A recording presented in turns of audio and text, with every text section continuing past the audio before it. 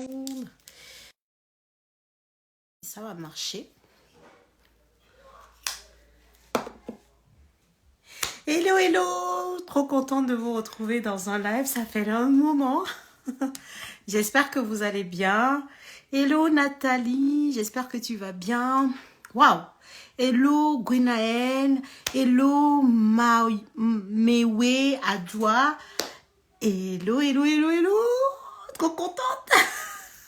Je sais pas vous, mais je suis trop contente de vous retrouver dans un live. Ça fait un moment qu'on n'a pas fait de live ensemble, donc bienvenue à tous. Je vois déjà les cœurs. Ah, on voit qu'il y a des habitués ici. La première chose à faire, en effet, c'est de mettre des likes. Coucou Esther, que du bonheur. Élise, j'espère que tu vas bien. Hello Doris, Ina. Super, super, super. Je vous laisse vous connecter. Coucou. Oui, je vais très, très bien. J'espère que toi aussi. J'espère que toi aussi, Sansi, tu vas très bien. Coucou, oui, ça va, ça va, ça va. Hello, Sam. Oh là là. Hello, l'apprenti entrepreneur. Hello, hello. J'espère que vous allez bien. Je suis trop contente de vous retrouver en live. Pour vous dire, parce que là, pour le coup, c'est le premier live de l'année. Donc, très belle année 2023 à toutes et à tous. Je vous souhaite beaucoup de santé parce que c'est le plus important. Le reste, je sais que vous gérez. Donc, il n'y a pas besoin. Tu as reçu ma demande. Ah, alors, j'ai pas reçu ta demande. Franchement, les amis, vous allez m'excuser. Hein. Vous savez que moi et Instagram, c'est compliqué. Mais on va se débrouiller. J'ai déjà notre hôte qui est déjà, notre guest plutôt, qui est déjà dans les starting blocks. Donc, on va l'accueillir très bientôt.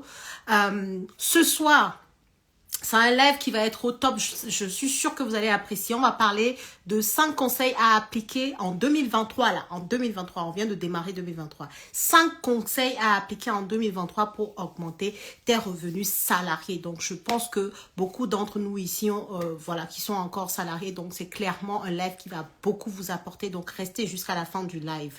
OK? Alors, pour démarrer le live, avant d'accueillir Awa, il y a deux choses qui sont importantes à savoir quand on fait un live dans la communauté des immopreneurs. La première chose, si vous avez des questions, s'il vous plaît, mettez-les dans la boîte à questions parce que c'est le meilleur moyen pour qu'on ne passe pas à côté de vos questions, ok? Donc, mettez bien les questions dans la boîte à questions.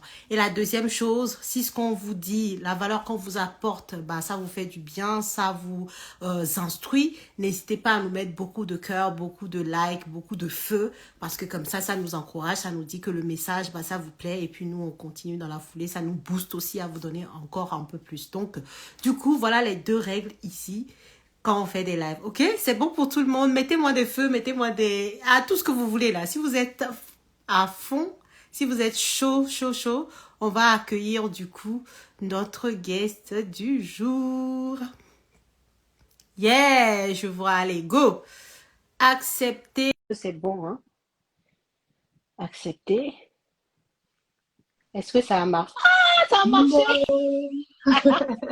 Hello Célie, hello les immopreneurs, hello tout le monde. Ça a J'espère que vous allez bien. marché! Trop cool, trop cool. Non, mais parce que Instagram, là, c'est compliqué. Donc, Ouais, à c'est chaque vrai que fois des qu'on fois te... c'est capricieux. Je suis Ouais. heureuse de vous voir tous et d'être avec toi à ce live. Merci pour l'invitation Célie. Avec grand plaisir. Merci d'avoir accepté. Franchement, je sais que le live, là, le thème qu'on va aborder, ça va intéresser beaucoup de monde. Nous, dans l'immobilier, c'est vrai que gagner plus, ça a du sens pour nous puisque c'est comme ça qu'on augmente notre capacité d'en prendre. Donc, c'est tout autant top d'aborder ce sujet aujourd'hui. En plus, on est en début d'année, donc je pense qu'on est dans le bon timing pour avoir ce genre d'informations-là, pour faire ce qu'il faut, tu vois, non? Pour appliquer, on a le temps C'est la d'appliquer, période donc des c'est top. entretiens annuels, donc je pense que c'est On est bon. c'est le On est, moment même. on est dans le timing. Ok, super. En tout cas, merci beaucoup à toi encore une fois. Donc, avant de commencer le live, la team, ce que je vous propose, c'est de se présenter. Je me présente et ensuite, je vais passer la parole à Awa pour qu'elle puisse se présenter pour ceux qui ne nous connaîtraient pas mutuellement. Et ensuite, on va tout de suite entamer le sujet du live, quoi. Ok? Donc, pour ceux qui ne me connaîtraient pas, bienvenue encore à vous. Je suis Célie Dorito, je suis immopreneur. Ça veut dire que c'est quelqu'un qui gagne de l'argent grâce à l'investissement immobilier. Et c'est ce que je partage aussi à travers ce compte Instagram. C'est ce que je vous enseigne également dans mes formations et dans mes accompagnements. Ça marche. Merci, Célie. Avec plaisir. Alors, Vas-y, bah, dis-nous qui tu es, Awa. ok, alors moi je suis Awa Fofana. Je tiens le compte Check Ta Paye sur Instagram et sur les autres réseaux sociaux. Vous m'avez peut-être déjà vu. Et mon objectif, c'est d'aider les salariés à mieux comprendre leur bulletin de salaire parce que Hmm. pour moi, le bulletin de salaire, c'est central pour comprendre les enjeux de votre rémunération. Et du coup, ça Hmm. peut avoir des impacts sur toute votre carrière.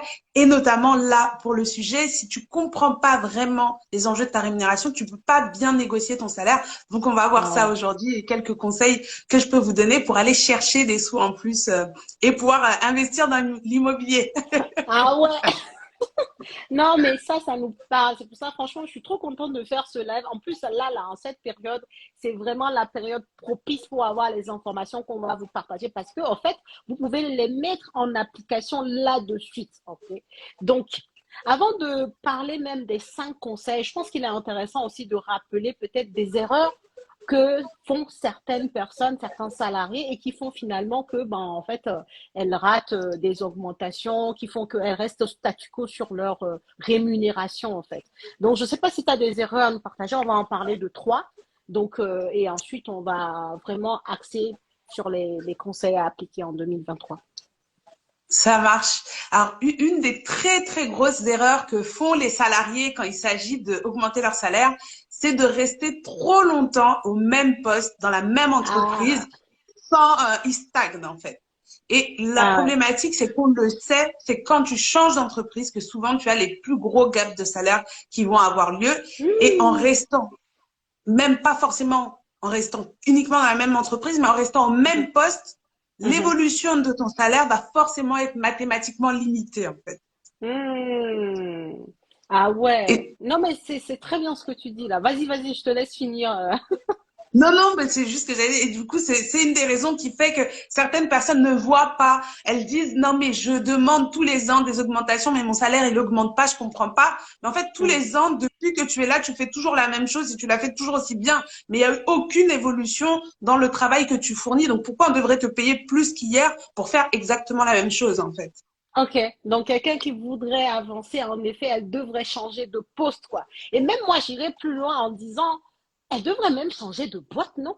Parce que c'est un peu ça aussi de rester sur le même poste. C'est-à-dire que tu es au même endroit tout le temps.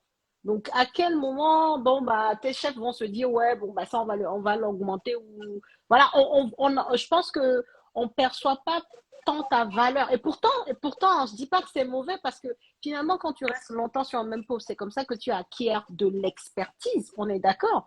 Mais malheureusement, tu vois, il y a un compromis à trouver, sinon ça ne fait pas, quoi.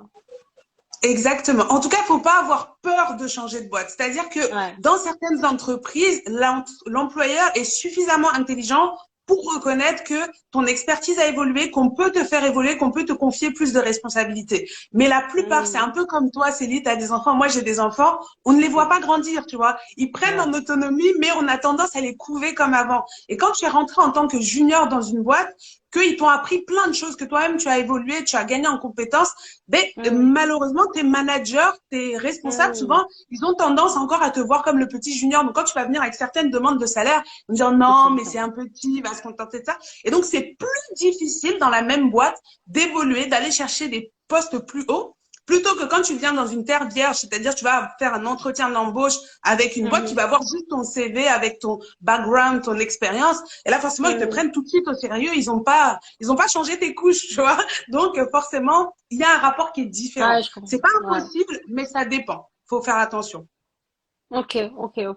Non, mais ouais, je suis complètement d'accord avec toi pour le coup, pour l'avoir même vu, bah, parce que moi j'ai été très longtemps salarié, pour ceux qui ne le savent pas, hein, j'ai été pendant, je crois, presque 8 ans salarié, et c'est vrai que finalement les gens qui sont là depuis, et puis, tu sais, j'ai même vu quand mes collègues partaient à la retraite, c'est des gens qui étaient là depuis 10 ans sur leur poste, bon, bah, voilà quoi, parce que bon, bah, ils sont là, tu vois.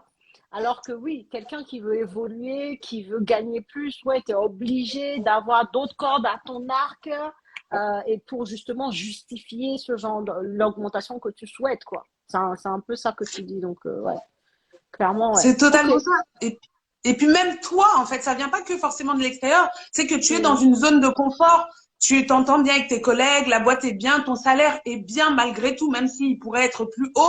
Et donc, tu es dans ta zone de confort. Donc, mettre tout ça en danger pour risquer l'inconnu, soit en allant sur un poste où tu n'es mm, pas sûr de faire l'affaire, parce que tant que tu n'y as pas été, que tu t'es pas confronté à la réalité, tu sais pas si réellement tu vas faire l'affaire, ou mm. partir dans une autre boîte, eh bien, forcément, ça fait peur, ça donne pas envie, tu es là dans tes pantoufles. Est-ce que tu as envie d'aller sortir les talons aiguilles? T'es pas sûr. Donc, c'est vraiment tout ça sur lesquels il faut se challenger personnellement. Et il faut aussi challenger ses supérieurs pour voir s'ils sont prêts à nous suivre aussi si on le propose. Donc ça, c'est une Ça, grosse erreur et on tombe facilement dedans. oh non, mais clairement. Et ça me fait penser à un pareil. Je sais pas si c'est toi qui me l'avais soumis d'ailleurs, ça. C'est en gros, tu vois, un immeuble, tu vois, avec un appartement qui a été rénové il y a 10 ans. On en avait parlé, je sais. Non, je Ouais, crois pas. et du coup, en gros, un logement qui est rénové il y a plus de 10 ans, en effet, n'est plus vraiment au goût du jour. Oui, C'est de ça y l'ancienneté, est, ça quoi, me tu vois. revient.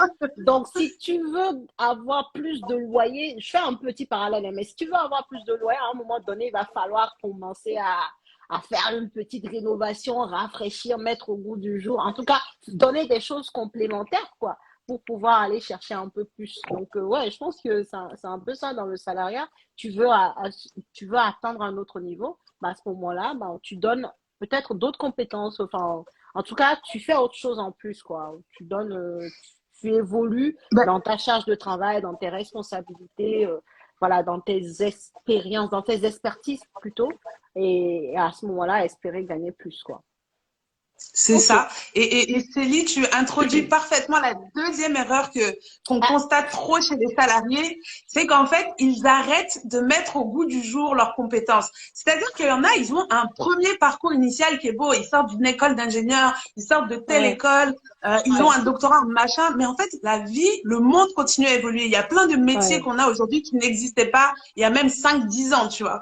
Et la ouais. problématique, c'est que si tu continues pas, alors à te former, et derrière le mot formation, c'est pas aller s'asseoir dans une école, c'est lire des Mm, bouquins, c'est regarder des vidéos, il y a plein de façons de se former. Mais en tout cas, si tu continues pas à être curieux, à aller mettre et cultiver tes compétences, à un mm, moment donné, tu vas être un peu obsolète. C'est-à-dire, je sais pas ouais, si tu travailles dans l'informatique, il y a des nouveaux langages, il y a des nouvelles façons de faire, il y a des nouveaux, si tu es chef de projet, il y a des nouvelles méthodologies de gestion de projet.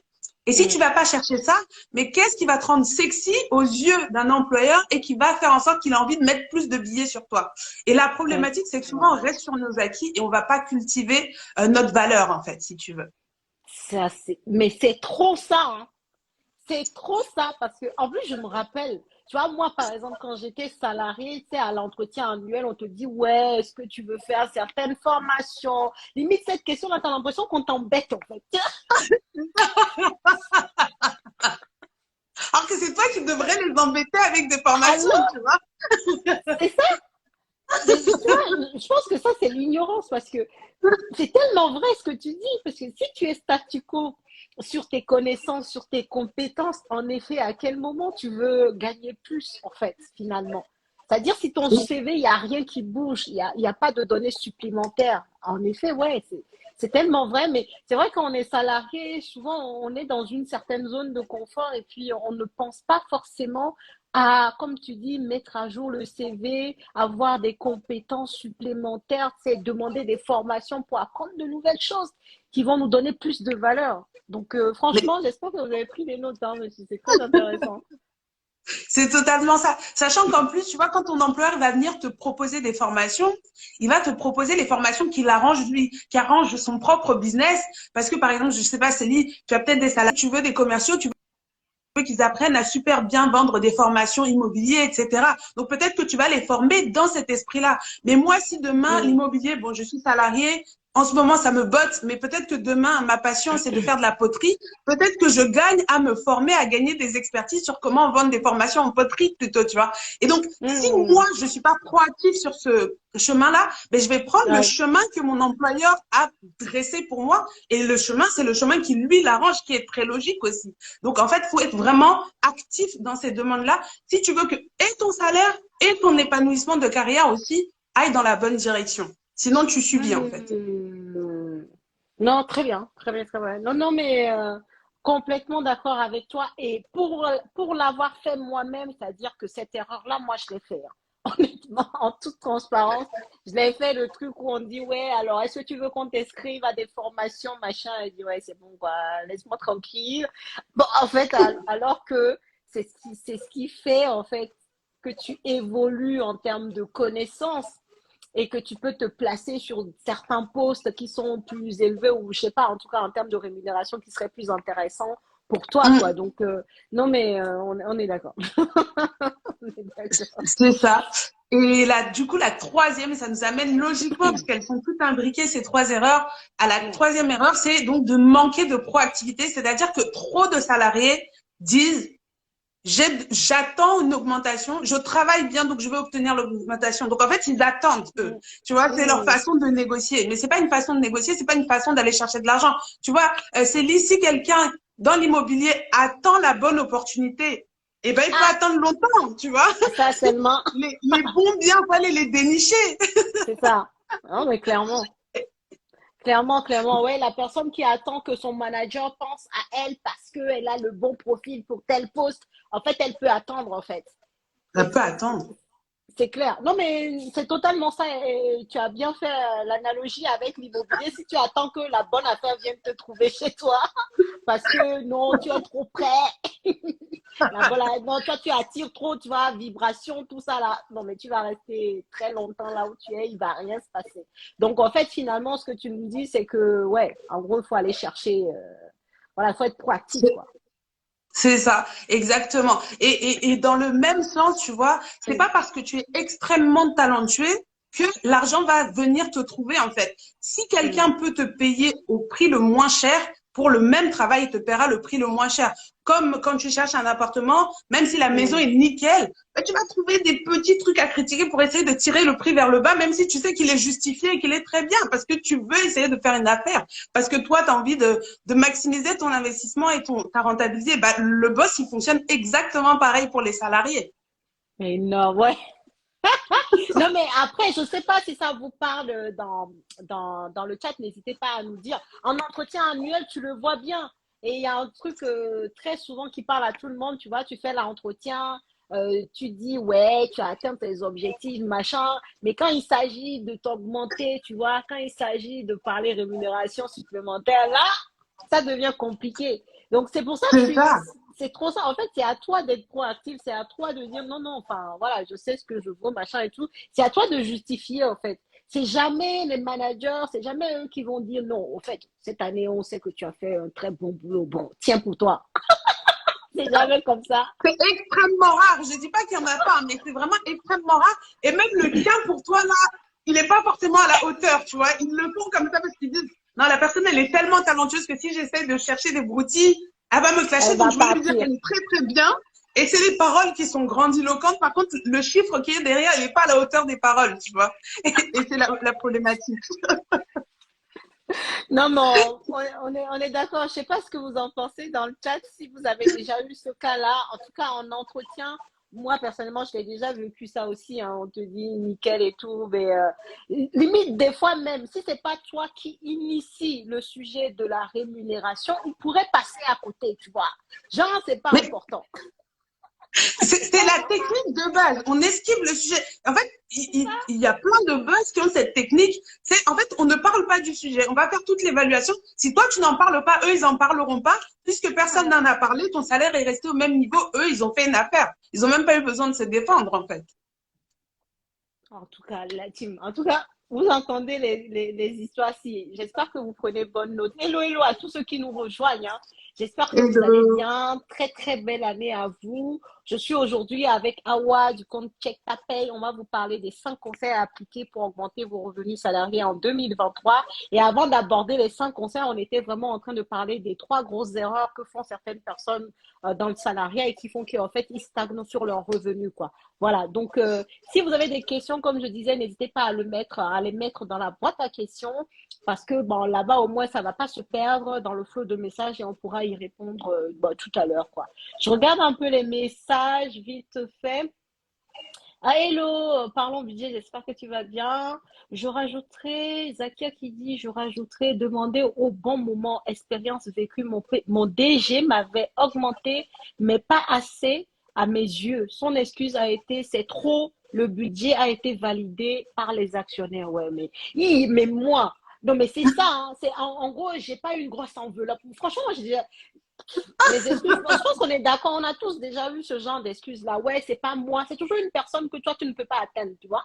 La personne qui a dit non, là, la personne pour laquelle on ne peut pas t'augmenter, là, toi, on sait que tu n'as pas accès à cette personne. Non, j'ai pas eu C'est assez clair. d'enveloppe. Tu vois, là, les actionnaires ont déjà validé le budget. Bon, qu'est-ce que tu peux faire? Tu connais même pas les actionnaires. Donc, C'est clair. ouais, il faut vraiment être proactif sur ce genre de questions-là. Et si tu manques de proactivité, c'est garanti que tu vas stagner en termes de salaire. Ça, c'est clair et net. Et ça va faire leurs affaires parce que ça les arrange. Tu travailles bien, tu produis des résultats tu fais même plus et au final, tu es payé à la même chose alors que tu leur rapportes plus. Parce que c'est un peu ça, hein, c'est corrélé. Hein. Tu Mm, travailles bien, tu bosses dur, tu rapportes plus, mais tu es payé bon, voilà, au même montant, donc ça fait leurs affaires, quoi. Il exactement. y a Broda J qui dit clairement, je suis totalement d'accord, mais j'aimerais savoir quelle est la bonne période à faire dans une entreprise avant de partir pour un nouveau qui vient d'entrer sur le marché de l'emploi. Ah oui, en gros, il est nouveau, il vient d'arriver sur le marché de l'emploi et il veut savoir en gros quelle est la période à faire dans une entreprise avant de partir. Je sais pas s'il y a une moyenne de temps ou d'années à faire dans une entreprise avant d'aller voir ailleurs.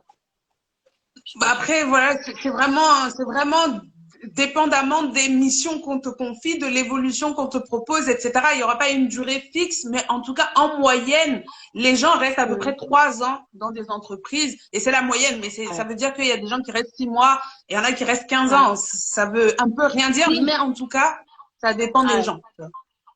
Moi, j'ai suivi, je ne sais pas si vous l'avez suivi ou bien c'était au journal ou c'était un documentaire qui parlait de ça, en fait. Les personnes qui arrivaient à augmenter beaucoup leur salaire, ce sont des personnes qui vont de boîte en boîte. C'était un peu ça que disait, en tout cas, le reportage. Et en gros, ils avaient parlé de cette moyenne de 3 ans-là. Et en fait, à chaque fois, quand tu changes de boîte, ben, en fait, c'est vrai qu'à ce moment-là, tu négocies comme tu veux, en fait. Ils te connaissent pas, tu vends tes acquis, tu vends ton expertise. Et forcément, oui, à ce moment-là, tu augmentes beaucoup plus vite que quelqu'un qui, lui, va faire 10 ans, 15 ans dans une même boîte, en fait. Donc, ouais, Après, comme je franchement. dis, tout dépend en fait de tes missions, tes responsabilités, ce que tu gagnes à chaque fois pendant ces 3 ans. Puisque si c'est juste changer de boîte, ce seul Hmm, critère, c'est un critère parmi d'autres. Mais effectivement, voilà. oui, il faut pas avoir peur du changement, on est d'accord. Nickel. Il y a Parlons Budget, Alexandra, j'espère que ça va, qui dit en Hello, ça va. général, le sujet n'est pas abordé si le salarié ne met pas les 2 pieds dans le plat. Oui, ça c'est clair. Hein. Si vous parlez C'est pas, clair. si vous êtes timide, si vous êtes en mode, oh, il va quand même l'aborder. Il m'a dit que j'ai bien bossé cette année-là. Yeah! Il va rien, il va Mais rien se passer du tout. en plus, les personnes qui sont très talentueuses, très expertes de leur métier, qui font très bien leur travail, elles tombent en fait dans ce piège de la fierté ou l'orgueil, tu vois. Hmm. C'est que je suis tellement excellent que c'est pas à moi d'aller demander une augmentation. J'ai pas envie de grappiller ou j'ai pas envie de jouer au marchand de tapis. Alors que tu n'es pas en marchand de tapis, tu es en train de négocier ta Hmm. rémunération. Et du coup, C'est ils vont ça. avoir le réflexe de se dire non mais moi, je vais avoir mon travail va parler pour moi. Mais c'est pas vrai. La C'est vraiment team une des, fausse croyance. attendez. La team des immopreneurs, mettez-moi les feux dans le live là, que je vois que vous êtes bien. C'est quoi ça? En tout cas, nous là, on sait que le travail là, ça va parler pour nous, mais nous-mêmes, on va parler pour nous aussi. C'est ça, exactement. Nous-mêmes, on parle pour nous. Ce qu'on sait faire. Non, mais en fait, on a rigolé, mais moi, je connais, enfin, quand j'étais salarié, et moi, je les trouvais waouh. J'ai des collègues, en fait, quand ils vont te déplacer ce truc, ils vont le dire au manager.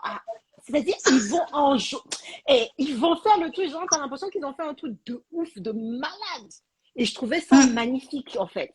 Mais en vrai, c'est comme ça qu'il faut être, en fait. Il faut magnifier, même si tu as fait un petit truc de rêve, il faut magnifier la chose à telle enseigne que tu, vois, tu prépares le terrain de l'augmentation. Mais il faut le faire, quoi.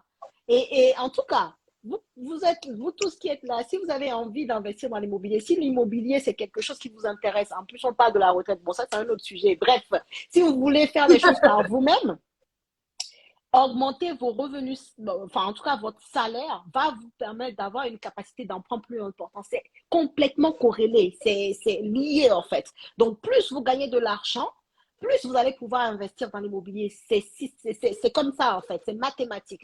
Donc pour vous dire, si vous n'êtes pas motivé de base comme ça, en tout cas si l'immobilier vous intéresse, j'espère que c'est une motivation suffisante pour aller demander vos augmentations de salaire.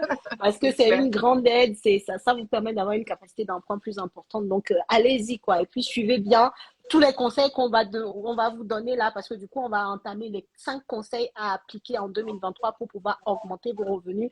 Et j'espère que vous n'êtes pas là pour écouter pour rien. Écoutez et s'il vous plaît, appliquez et venez dire à Awa, vous lui écrivez en DM si ça a fonctionné pour vous. Écrivez-moi pour qu'on sache parce que c'est important en fait. C'est votre valorisation. Enfin, moi, je le prends comme ça. Hein. Plus tu gagnes de l'argent, c'est une façon de valoriser ton travail en fait. Quelqu'un qui fait du travail de ouf pendant des années, on est d'accord. Hein. C'est une façon de valoriser ton travail, de donner une valeur à ce que tu fais. Donc, faut pas hésiter en fait. Voilà. C'est ça, exactement. Et effectivement, du coup, on va aborder le premier conseil. C'est vraiment du coup, et il est évident, c'est de négocier régulièrement. En fait, il y a des personnes qui vont pas négocier souvent et qui vont essayer de faire des grosses négociations de temps en temps. C'est-à-dire, une fois là, ils négocient bien l'embauche.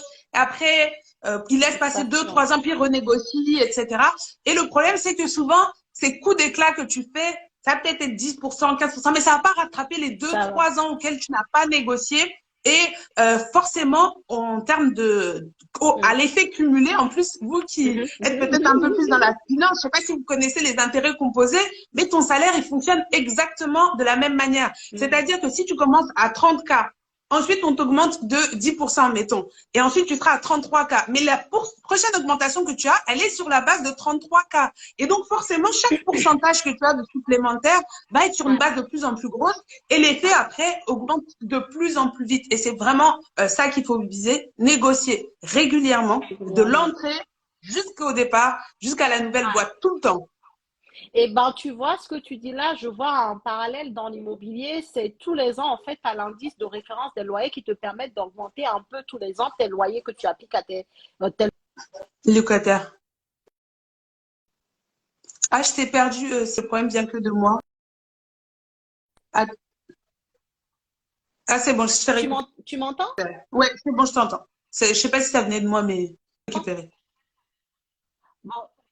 Ok, super. Moi aussi, je t'entends du coup. Donc, je disais que, en fait, c'est un peu ça, en fait. Si tu loupes le fait d'augmenter le loyer de ton locataire sur l'année par rapport à l'indice de référence des loyers, tu vas pas rattraper. Il n'y a pas de rattrapage. Donc, tous les ans, il faut faire ça, quoi. Tous les ans, il faut augmenter les loyers par rapport à cet indice-là. Si tu ne le fais pas, ben, c'est perdu. Tu vas pas rattraper par après. Voilà, c'est un loupé, en fait. Donc, je suis d'accord avec toi, faut pas hésiter. Et est-ce que toi, tu es, en tout cas, comme je le dis, en gros, tous les ans, quand tu fais ton entretien annuel, tu sais que tu as fourni les résultats, tu as même donné un peu plus. Est-ce que tous les ans, par exemple, on peut négocier son salaire? Tous les ans. Tout à fait. Et en plus, faut bien comprendre que la négociation de salaire, c'est pas au moment uniquement de l'entretien annuel. C'est-à-dire que ça se prépare en amont, on prépare le terrain en amont. On peut même solliciter un entretien de rémunération, parce que parfois, il y a des entreprises ou des boîtes qui vont te dire l'entretien annuel, c'est pour faire un bilan de ton travail, de tes objectifs, c'est pas le lieu de la rémunération. Et du coup, si c'est pas le lieu de discuter de la rémunération, il faut absolument qu'on te donne une date, un lieu, et le moment dans lequel tu pourras discuter de ta rémunération. Donc, si, par exemple, tu te fais avoir la première année et au moment de l'entretien annuel, on te sort l'histoire de l'enveloppe, ben, la fois d'après, eh bien, prends 2-3 mois à l'avance pour dire cette année, j'aimerais tant d'augmentation annuelle. Et du coup, tu sollicites un entretien, tu envoies un petit mail à Outlook, ça marche très bien, tu réserves un créneau dans l'agenda de ton boss et tu lui dis un petit entretien pour discuter de ma rémunération, etc. Et là, tu fais ta proposition. Donc, tu as déjà commencé à le travailler, va peut-être déjà te sortir quelques objections sur lesquelles tu pourras prévoir des contre-arguments, tu vois. Et ensuite, à l'entretien annuel, là, c'est juste histoire de verrouiller la demande d'augmentation que tu cherches à obtenir. Mais c'est pas forcément au moment de l'entretien annuel que toi, tu es prêt pour le bras de fer, alors que lui, il a déjà dans sa tête le montant qu'il va te donner. Et ça va être très compliqué de le faire bouger de là, en fait. Très bien.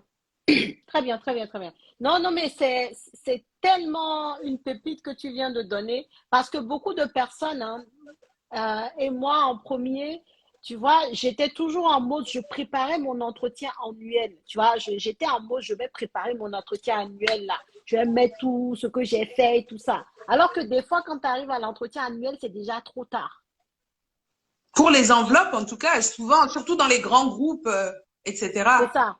Alors que si tu le prépares en amont, si tu as eu un rendez-vous avec lui en amont et tout ça, il a le temps de considérer tout ce que tu lui as dit même. Et lui, dans ses calculs, il a le temps de prendre en compte tous ces éléments-là pour te donner une proposition qui pourrait plus te correspondre que si tu arrives à l'entretien annuel uniquement, quoi.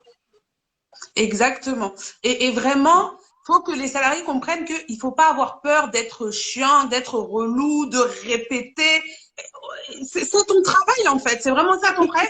Et lui, son travail, ça va être de t'esquiver. Ah, j'ai pas le temps, j'ai une réunion, j'ai ci, j'ai ça. C'est une envie. Tu n'arrives jamais à le choper. Donc, faut pas avoir peur d'être chiant, tu vois. Au pire, il dira, bon, tu m'emmerdes, je te donne un rendez-vous telle date. Maintenant, je t'écoute, dis-moi ce qu'il y a, tu vois. Et c'est vraiment dans ce rythme-là. Et en fait, nous, on est gênés en tant que salariés et on est tous là-dedans parce que on attend le discours officiel, le cadre officiel. Mais la boîte, ça l'intéresse pas de donner un beau cadre officiel parce que sinon, elle va avoir 1500, 5000 personnes qui vont venir tous demander des augmentations si on leur mâche le travail. Alors que si on rend le truc difficile, ben, il y a quelques courageux là qui vont réussir à passer la barrière d'épines, mais pas tout le monde, quoi. Non, non, mais complètement d'accord avec toi. Complètement d'accord.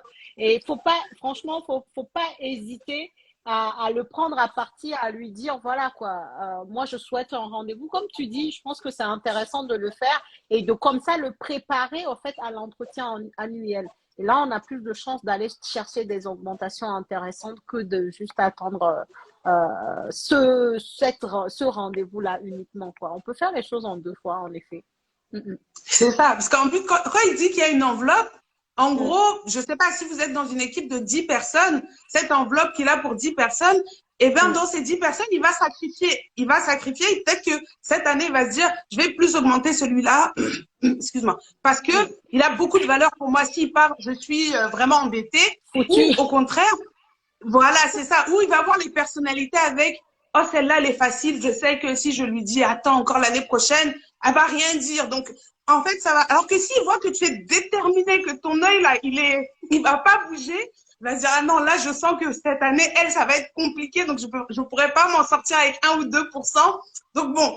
Et en fait, il est obligé de jauger les personnes qu'il a en face de lui. Et, en tout cas, dans le secteur privé, ça se passe comme ça, tu vois. Ouais. Et donc, vraiment, plus tu vas montrer que tu es déterminé. Et surtout, bah, bien sûr, en ayant les résultats qui vont derrière et en ayant mis à jour ta valeur, toutes les erreurs dont on a parlé tout à l'heure, tu ne les fais pas. C'est-à-dire, tu mets à jour tes compétences, c'est précieux pour la boîte. Et voilà, donc l'entreprise aura envie de te garder. Et du coup, si elle n'a pas les moyens de te garder, bah, pas hésiter aussi à négocier les avantages qu'il y a autour. C'est-à-dire peut-être un véhicule de fonction, peut-être négocier le télétravail qu'on veut pas t'accorder. Des fois, il y a des solutions comme ça qui peuvent, ok, t'as plus le budget, et ça faisait plusieurs temps que toi, tu voulais passer à 3 jours de télétravail au lieu de 2, ben c'est le moment de glisser ta journée supplémentaire de télétravail, tu vois. Là où tu pourras faire des visites immobilières plus facilement parce que… Ah, tu as touché au bon endroit. Mais oui, on profite comme on peut, le télétravail. Enfin bref, on vous a rien dit. Hein. Bah, après, ça dépend du type de contrat que tu as, mais si tu as un forfait jour et que tu as un télétravail, tu as tout à fait le droit de t'absenter le temps d'une visite et revenir. On compte plus au niveau de tes objectifs, donc ça dépend du contrat. Oui, c'est vrai, t'as raison, hein, ouais, pour le coup, moi, par exemple, j'étais comme tu dis, en forfait jour. En forfait jour où, bon, bah, des fois, tu travailles plus, des fois, tu travailles moins. Et à ce moment-là, ouais, tu t'absentais. Bon, tu me Tu disais pas gères que tu ton allais temps comme tu visiter veux. des immeubles, mais bon. Après, il Mais y a la en tout cas, culture de la boîte qui t'ajoute, mais légalement, rien ne t'en empêche. Tu vois, tu n'as pas à te ouais, sentir gêné. c'est ça. C'est bon. On passe Non, mais certaines choses sur silence. c'est ça. Chut, on dit pas tout. On dit pas tout. Ouais, je vois C'est là, clair. toi, ta question qui se remplit. Si tu le veux bien, on va prendre quelques questions et après, on va évoluer sur les autres conseils si tu veux bien Ça savoir. marche. Ça marche. Alors, il y a Parlons Budget qui demande, est-ce qu'il y a un pourcentage de rémunération brute à partir duquel on peut considérer que l'augmentation est correcte? Alors, il y a, on va dire, des fourchettes d'augmentation qui sont un peu des références, on va dire, D'accord. mais ça dépendra quand même de la situation. C'est-à-dire que, en gros, 2-3%, c'est en dessous de 3%, c'est une augmentation qui est plutôt faible. Ok. Généralement, quand l'inflation ne bat pas des records, ça évite juste Mhm. que tu perdes de l'argent parce que ça couvre à peu près le prix de l'inflation. C'est pas oufissime. C'est mieux que rien. Ok. 5, 6, 7% d'augmentation. Ça va Mhm. être une augmentation moyenne, c'est-à-dire que tu es en poste, tu n'as pas fait d'évolution majeure, tu n'as pas surperformé de manière exceptionnelle. 5, 6, Mhm. 7%, 8%, c'est bien. Tu vois. Et Ok. ensuite, voilà, à partir de 9, 10, au-delà de 10%, là, on va considérer que c'est une bonne augmentation et qu'on récompense une surperformance de ta part. Par Ok. exemple, il y a eu quelque chose de particulier cette année dans ta boîte et toi, tu as super bien géré le truc. Du coup, tu veux marquer ça. Donc, 10% Mhm. en général et au-delà, c'est des très bonnes augmentations. En revanche, Ok. à adapter à ta situation personnelle. Il y a des gens qui aujourd'hui sont sous-payés. Ils sont Mhm. pas au prix du tout du marché et vont Mhm. chercher à renégocier et Ouais. 10%, ce sera largement insuffisant. Moi, j'ai déjà eu personnellement quand parce que j'avais changé de job et j'avais intégré une boîte pour accéder à un poste sur lequel mon diplôme ne me permettait pas d'accéder. J'avais accepté de Mhm. baisser beaucoup mon salaire pour accéder à ce poste-là.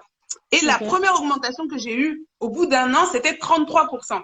Et 33%, quand Oh, tu ok. entends ça, c'est énorme, mais Ok. parce que Ouais. j'étais sous-payée par rapport au prix. Et généralement, quand tu entends des gens qui disent, ah, j'ai fait un gap de 10, 15 000 euros en changeant de boîte, le Mhm. plus souvent, c'est des gens qui étaient sous-payés avant. Et du coup, dans la nouvelle Hmm. boîte, forcément, ça fait un très gros gap et c'est une victoire. Hein. On ne Ah, c'est dénigre pas clair. surtout. Mais il n'empêche que pour quelqu'un qui est déjà bien payé au prix du marché, c'est pas parce que tu vas Mhm. changer de boîte tous les 2, 3 ans que tu vas te prendre 10 000 euros à chaque fois, tu vois. Ça Ok. dépend, voilà, d'où tu pars aussi quand même. Oui, ça dépend d'où tu pars et puis où tu vas même. C'est les deux. Ça dépend. Exactement. C'est Mais totalement ça. ok, ok, ça marche. Alors, j'ai Angela qui demande, existe-t-il une marge de négociation, par exemple 1 000, 2 000 euros annuels?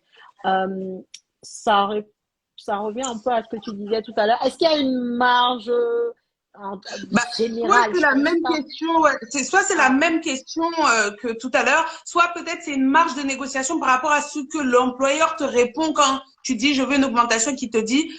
Moi, je pense qu'il y a toujours une marge de mhm, négociation, faut toujours y mhm, aller. Et tant que tu n'es pas satisfaite, c'est-à-dire on va y revenir dans le deuxième conseil, mais il faut que toi, tu saches combien tu veux. Et il y a trop de mhm, salariés qui vont en entretien, qui demandent des augmentations, mais qui savent même pas combien ils valent et combien ils peuvent mhm. demander en fait.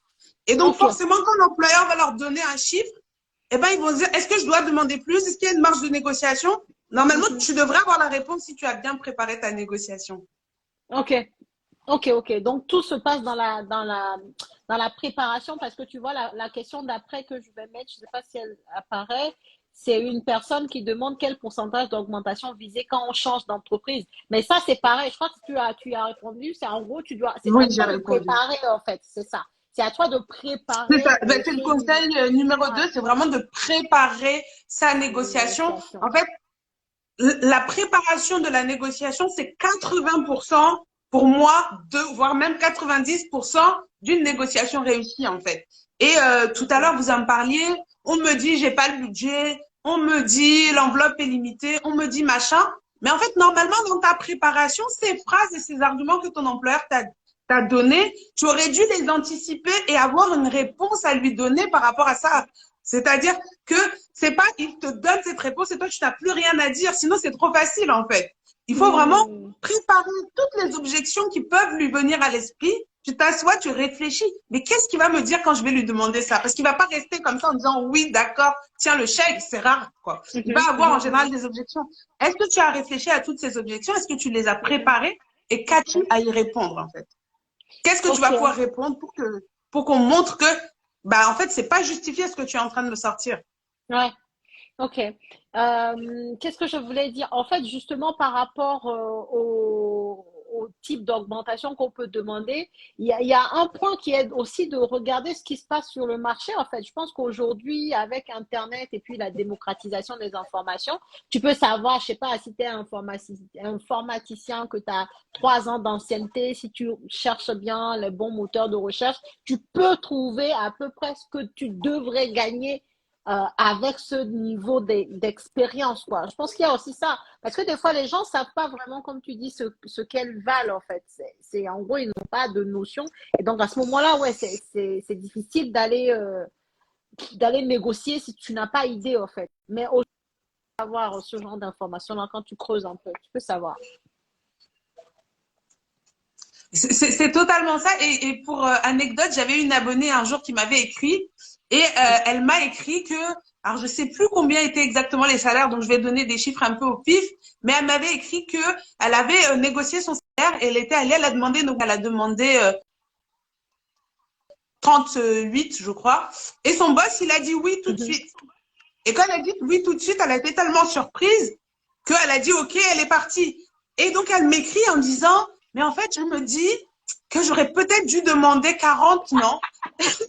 Et je lui dis, ton 40 en fait. Parce qu'en gros, si tu demandes 40 et qu'il te dit encore oui, tu vas revenir me voir et tu vas me dire peut-être j'aurais dû demander 42. En fait, tu peux pas sortir des chiffres de ton chapeau comme ça et aller les balancer. C'est pas possible. Comme Célie, je pense que et en fait, en tant que salarié, il faut comprendre qu'on est un produit. On a un produit au même titre que un immeuble est un produit, c'est-à-dire qu'il a un prix. Il est dans un marché. On consulte à peu près, on voit ses défauts, ses qualités, ses compétences, ses plus-values et ses moins-values, et on va lui accorder une fourchette de tarifs. Et dans cette fourchette de tarifs, et donc ça, c'est ton travail de déterminer quelle est ta valeur marché. Il y a des études de rémunération qui peuvent t'aider à trouver. Tu peux te renseigner, parler avec tes collègues. Moi, je suis pour la transparence des salaires et on pourra y revenir peut-être un peu plus tard. Mais il faut essayer de discuter de manière informelle pour savoir un peu combien touchent les autres. Et aussi, dans ton réseau professionnel, tu peux aussi te renseigner pour des amis qui sont dans d'autres boîtes, combien ils gagnent, etc. pour essayer de faire une bonne idée de combien devrait être à peu près ta rémunération pour ton profil à toi. Et quand tu as une idée précise de ça, là, tu peux demander une augmentation en conséquence et savoir quelles sont les marges en plus, en moins que tu peux accepter par rapport aux avantages globaux que le poste propose, en fait. Oui, et je suis d'accord avec toi. En faisant même, tu vois, ce travail d'analyse de quelle est ta valeur en fonction de ton année d'expérience et tout ça, et par rapport aux autres, tu fais du benchmark, comment vous appelez? Benchmarking. Benchmarking, ouais. Voilà, merci. Voilà, tu fais du benchmark et donc du coup, en fait, je pense qu'en faisant ça, tu arrives même plus confiant, en fait, parce que tu sais d'où sortent tes chiffres. Tu sais que quand il va te donner des arguments, tu as des contre-arguments à lui donner. Parce que tu as fait l'étude, tu as fait l'analyse, tu as préparé cette discussion-là. Donc, d'où l'importance de la préparation, hein, toujours. C'est comme nous dans l'immobilier. De toute manière, quand tu veux négocier avec un vendeur, pardon, tu es obligé de le préparer, en fait. Tu prépares et le vendeur et tu te prépares toi-même à sortir les bons arguments. Et ça passe par l'étude de marché. Donc, il y a des parallèles, hein, clairement, hein, finalement, dans ces deux mondes-là. Donc, n'hésitez vraiment pas à suivre les conseils de Awa parce que pour moi, franchement, c'est vraiment ça qui va vous aider à augmenter vos revenus. Et si vous augmentez vos revenus, venez me voir après. Parce que là, on est c'est ça. Et après, il faut faire des petits aux petits. Il faut.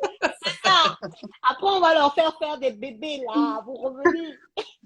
C'est clair. Donc, non, mais c'est très important. Et du coup, là, on a parlé de négocier régulièrement ses revenus. Ensuite, on a parlé de préparer la négociation parce que sans ça, ça va être compliqué. Tu sauras pas quoi dire et ça va pas aller loin. Parce que devant, t'inquiète pas qu'ils sont préparés hein, pour te sortir les arguments à 2 balles là. Ils sont préparés pour ça. Donc, si t'es pas préparé, tu vas pas aller loin. Et du coup, troisième conseil du coup. Et le troisième conseil, ça va plutôt dans la partie entretien, c'est vraiment d'oser exprimer son désaccord, d'oser dire non et d'oser aussi le dire à ton boss qui dit n'importe quoi en fait. Parce que faut comprendre que c'est un peu une partie poker après qui se joue en entretien. Et moi, l'augmentation quand j'avais dit les 33% que j'ai obtenus, j'étais plutôt junior en plus à cette époque-là. C'est quand je suis passée de gestionnaire de paye à consultante. Et quand je lui dis le salaire, et j'étais un peu intimidée de dire ce salaire-là parce que je crois que j'étais à 25K, quelque chose comme ça, et je demandais 36 ou quelque chose comme ça. Donc c'était un truc énorme. Et j'étais encore en poste. C'était pas une boîte, genre un entretien dans une autre boîte. C'était la boîte où j'avais passé un an, etc. Et je sors le chiffre comme ça. Et mon chef me dit, non, mais t'es pas réaliste, t'es à côté de la plaque, mais ça va pas la tête. Mais vraiment, il me parle comme ça, tu vois. Et donc, intérieurement, là, tu te dis, ah ouais, peut-être j'avais. Et donc, si ta préparation, elle est bancale, là, que tu, en fait, t'as parlé avec ton gars, il t'a chauffé, il t'a dit, non, mais t'es mal payé, et t'es parti comme ça, mais forcément, ça te détruit. Tu te dis, ah, et tout. Et tu vois, t'auto-saboter. Oh, bah oui, d'accord, bah, en fait, c'est vrai que j'ai dit 36, mais on peut s'arranger à moins. Non, moi, j'ai dit, bah non, écoute, j'ai analysé les chiffres, regarde sur le marché, les concurrents, c'est ceux qui font, et ainsi de suite, tu vois. J'ai pas dit, je vais aller chez la concurrence, j'ai dit, les concurrents, c'est ceux qui font. Qu'est-ce qu'il entend? Il est pas bête. Il dit, ah, les concurrents, c'est ceux qui font, ils vont me voler ma pépite. Si moi, je sais pas m'aligner, en fait. C'est vraiment dans cet esprit-là. Et donc, le problème, c'est que souvent, dans l'entreprise, on est encore dans cette position où les gens sont intimidés par leur employeur. Et des fois, ils n'osent pas répondre, quoi. Tu sais, par rapport à ça, moi, je pense que beaucoup encore pensent que c'est une chance d'être à leur poste. Et en fait, quand tu es déjà dans cet état d'esprit, c'est pas bon. Déjà, l'état d'esprit n'est pas bon pour tenir une négociation avec les requins en face. Parce que moi, je les appelle les requins parce que franchement, ils sont trop forts. Pour te donner des excuses. Non, mais franchement, si tu es déjà en mode j'ai de la chance d'être à mon poste, j'ai de la chance, il y en a qui cherchent le CDI, ils n'ont pas, il y en a qui... T'es en mode comme ça, là. C'est fichu. T'es pas en mode guerrier. T'es pas en mode requin. T'es obligé d'être comme eux un peu. Sinon, c'est... Tu vois? Donc, non, mais je suis d'accord. Je suis complètement d'accord avec toi. Il faut revoir en tout cas, l'état d'esprit qu'on a souvent quand on va voir son manager, en tout cas son chef pour négocier. Il y a des personnes, hein, peut-être qu'il y en a dans le live qui n'arrivent pas à négocier justement à cause de ce genre de pensées limitantes qu'elles n'ont pas, je sais pas, qu'elles ne valent pas ce montant-là. Syndrome de l'imposteur, tout ça, là. Syndrome de l'imposteur, alors que l'entreprise ne fait que profiter de toi. Toi, tu crois que si tu n'es pas bonne là, tu vas être à ta place là? Totalement vrai, oui, Attends. Donc, tu penses que si tu fais du mauvais travail, tu vas être à ton poste là-bas? Ça fait longtemps qu'ils t'ont mis au placard. Peu importe ton âge, le placard, c'est pas pour les vieux, hein? Ça fait longtemps qu'ils ne peuvent pas te virer comme dans certaines grosses boîtes, on ne vire pas les gens. Ils te mettent au placard. Toi-même, tu sens que tu es au placard. Donc, dès lors qu'on t'exploite, dès lors qu'on t'utilise, dès lors qu'on veut de tes services, c'est que tu es à ta place. Et donc, ta place mérite une reconnaissance. C'est de ça qu'il s'agit. C'est juste de reconnaître ce que tu fais, en fait. Tu vois? Et donc, les amis, travaillez sur ça. allez demander ce que vous méritez en termes de salaire. Allez demander de la valorisation de votre travail. Parce que moi, c'est comme ça que je le prenais. Hein. Moi, quand on me refusait une augmentation, c'est comme si c'est comme si j'avais pas bien fait. Je sais pas, quoi. Il y a un truc. Tu me dis que j'aimerais pourquoi tu ne m'augmentes pas, là. Donc, ma valeur, là, ça passe pas haut. Tu vois, moi, c'était vraiment corrélé à ça. Et pour moi, c'est vraiment ça, quoi. Donc, mais je pense que beaucoup le ressentent comme ça, à part que peut-être que ça va je pense que tu as une bonne confiance en toi qui est assise en toi, tu vois. Mais quand tu es un peu fragile sur ta confiance en toi, ça va te remettre en question. Ah, bah, peut-être que je suis pas bonne, etc. Donc, pas hésiter. S'il faut apprendre un coaching, aller voir un psy. Parce qu'il y a des gens, pour aller sortir, ils ont besoin de travailler. Et malheureusement, et vraiment, cet investissement, vous le rentabilisez vite. Parce que quand vous apprenez à dire aux gens qui vous respectent pas, respecte-moi, bah, tu gagnes beaucoup sur tous les aspects de ta vie et ça en fait partie, en fait, de te payer à ta juste valeur. C'est ça, ben, c'est exactement ça la phrase, te faire payer à ta juste valeur. Donc maintenant, c'est à toi, par contre, d'aller faire la recherche de c'est quoi ma valeur. Et c'est ce que tu disais là, tu fais une étude de marché, tu demandes aux autres, des amis, voilà, tu fais un peu le tour pour voir comment les autres sont payés pour savoir c'est quoi ta valeur. Parce que si tu n'as pas cette information, qu'est-ce que tu vas négocier? Tu seras fragile face à l'autre qui, lui, il a ses armes, je vous assure, hein. Ils sont armés pour dire non. Ils sont armés pour dire non. C'est ça. Quand ils te disent oui, c'est que tu as argumenté, quoi. Oui. C'est ça. Et pour revenir sur la partie préparation et les objections, j'avais fait un reel où je conseillais justement une petite technique que je faisais. C'est qu'en fait, quand je vais sur Google, au lieu de dire comment avoir une augmentation de salaire, je tape comment refuser une augmentation de salaire. Et quand tu tapes comment refuser une augmentation de salaire, tu tombes sur tous les sites que les boss, que ton manager va aller consulter pour dire comment je vais lui dire non aujourd'hui avec tous les arguments qu'il aura préparés. Donc, si tu sais pas c'est quoi les objections qu'il va te préparer, eh bien, utilise ce genre d'astuce parce qu'il faut pas croire que le manager, quand il va dire non, c'est facile pour lui. C'est pas facile, il bluffe. Il bluffe pas. Ben, on va voir qui est plus fort en bluff lors de cet entretien. Et donc, même si après tes jambes, elles font clac, clac, là, quand tu sors et tu fermes la porte, devant la poker face, et tu dis non, moi, je sais ce que je vaux. Je suis déterminée à obtenir ce que je vaux et je suis tellement convaincue de ce que je vaux que potentiellement, tu ne veux pas prendre le risque de me dire non, en fait. C'est vraiment ça. Non, mais franchement, j'espère que vous avez noté, hein. J'ai jamais pensé à faire ce que tu viens de dire là, Awa. J'ai jamais pensé à aller chercher comment dire non à une augmentation de salaire. C'est vrai, hein? Parce qu'en vrai, si tu tapes ça, tu vas tout de suite, toi, dans ta préparation, voir tout ce qui peut te sortir comme contre-argument et préparer, toi, de ton côté, enfin, en tout cas, les arguments qu'il faut pour le contrer, quoi. Non, c'est franchement top. L'idée est géniale. Alors, attendez, je vais regarder un peu les questions parce que ça s'accumule. Et ensuite, il nous restera 2 autres conseils, hein. Donc, restez bien connectés pour la suite. Je vais déjà mettre quelques questions. Donc, celle-là, que pensez-vous de donner une promesse d'embauche d'une entreprise avec le salaire proposé pour la négociation de l'augmentation de salaire? Pour moi, ça, c'est vraiment les techniques de la dernière chance, en fait. Pour moi, en vrai, si sur le fait que tes arguments, ta valeur, la valeur que tu apportes à l'entreprise et le fait que tu discutes avec quelqu'un, on n'est pas capable de te mettre au bon prix, oui, au final, malgré tout ça, il faut que tu ramènes une promesse d'embauche pour qu'on te augmente et que toi, vraiment, tu veux rester avec cette boîte, tu peux.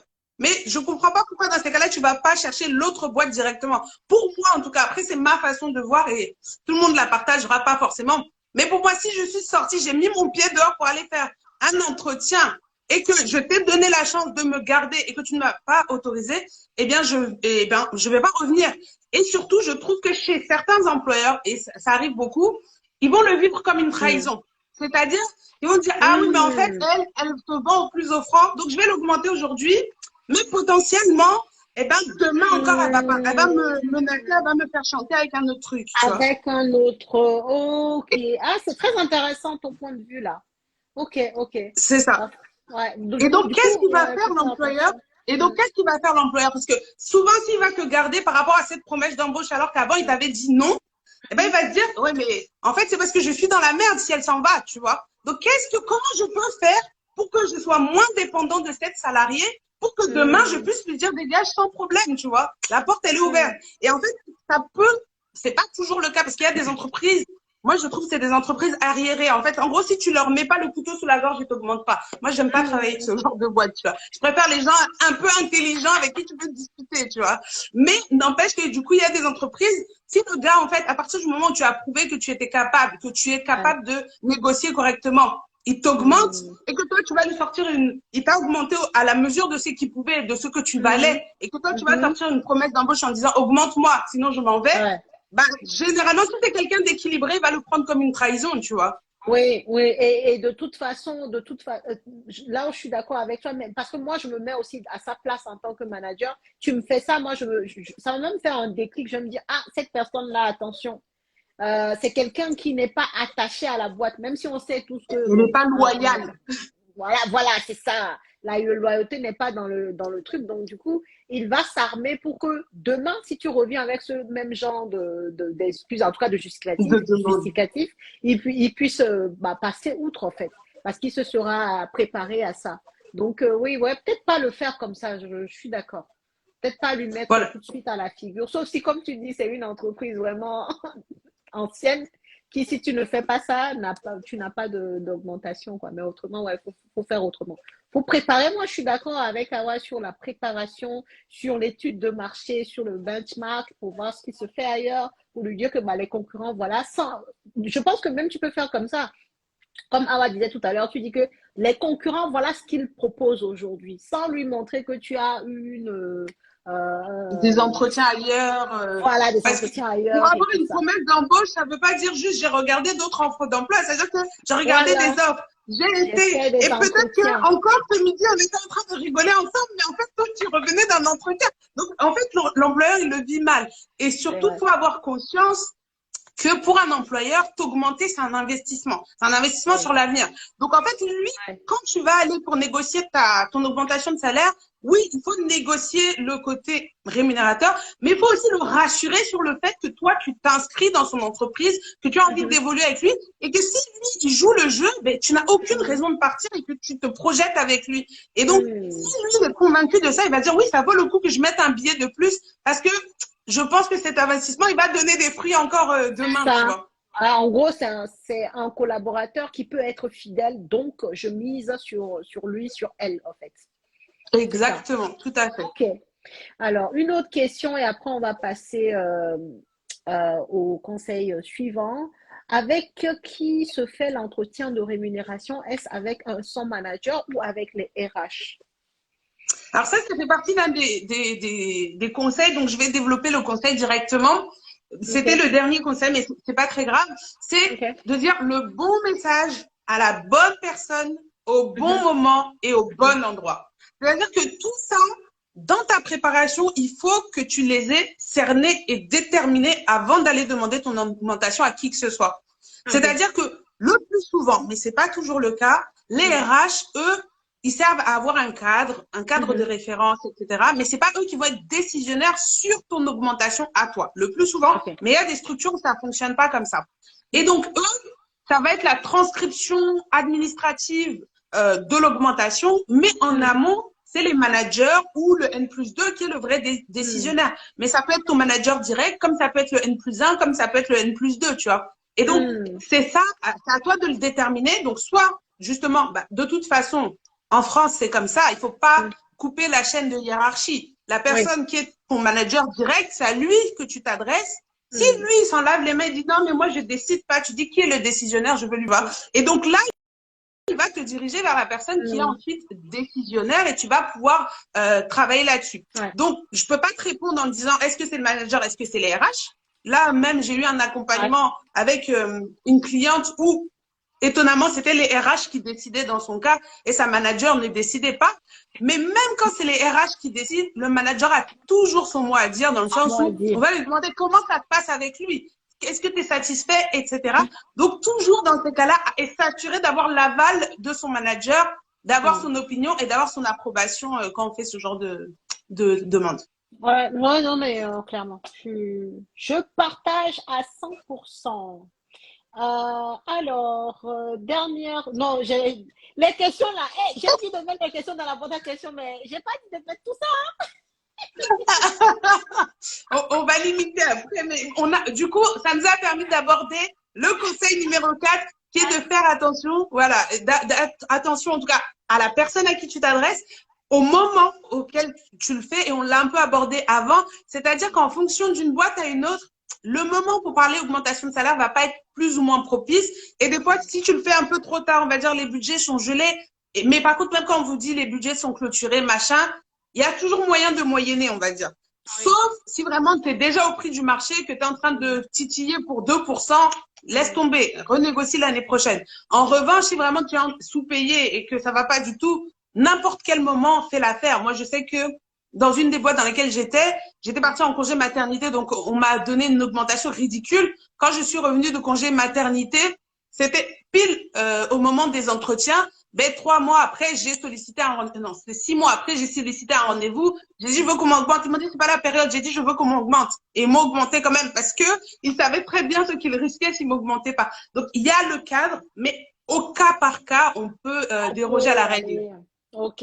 Et donc, du coup, ça veut dire que du coup, ne pas hésiter aussi à faire ce que tu as fait là, en fait. Parce que c'est une action à laquelle beaucoup ne pensent pas, en fait. Parce que très souvent, quand on pense augmentation de salaire, on pense en fait à entretien annuel. Alors que c'est pas forcément le seul endroit où on peut demander une augmentation de salaire, en fait.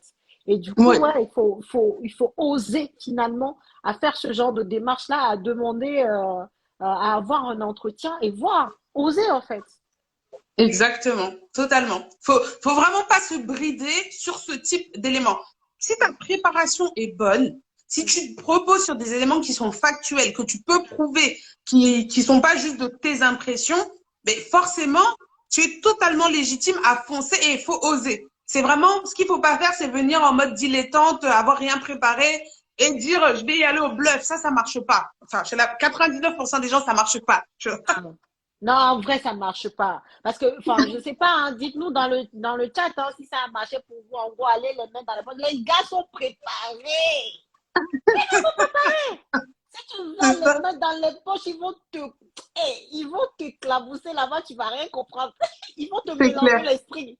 Ils vont te C'est mélanger ça. l'esprit. Ils sont forts à ça, en fait. Ils sont préparés à... On dirait que même les managers, là, ils font une formation de comment mélanger la tête des salariés. C'est totalement ça. Donc, non, non, faut surtout pas... moi, en tout cas, la chose la plus... Enfin,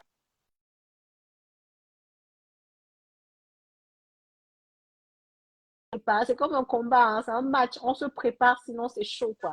Donc, préparez à fond ce genre d'échange avec vos managers là, parce que sinon, vous allez vous retrouver bredouille, vous n'allez pas avoir gain de cause.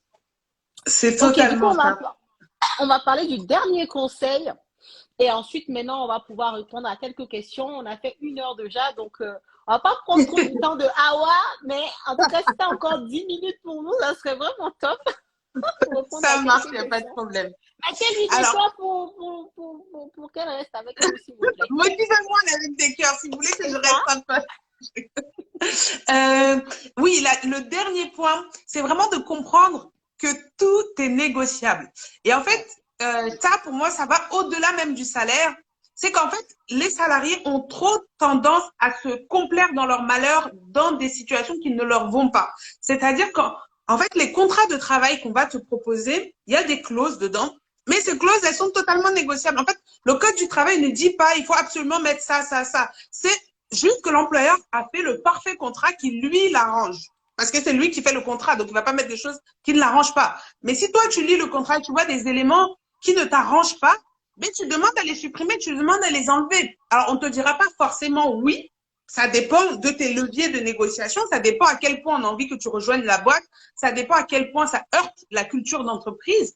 Mais par exemple, on parlait du fait que si tu décides de faire de l'investissement immobilier, que tu as besoin d'être plus flexible, etc., que tu en as marre qu'on te flique sur tes horaires 9h, 18h, machin, mais passe sur un forfait jour, par exemple, où, OK, on te dira pas à quelle heure tu commences, à quelle heure tu finis, tu as juste un certain nombre de jours dans l'année à faire.